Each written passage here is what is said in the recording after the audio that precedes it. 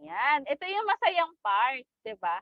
Hindi lang basta i-co-connect mo sila o tapos na lahat, na-connect ko na, yun lang yung gagawin ko. You have to nurture your network, your connection. Siyempre, magla-like-like ka dun sa ano niya, sa mga post niya, mag-heart ka, magko-comment ka kasi businesses do business to people, 'di ba? We are doing businesses not just only for the sake of the business, but for the people na gumagawa or under that business. Diba? So, for me, there's no competition because everyone I treat is collaborator. Kasi baka yung katabi mo ngayon, mangailangan siya ng tulong ng big projects niya,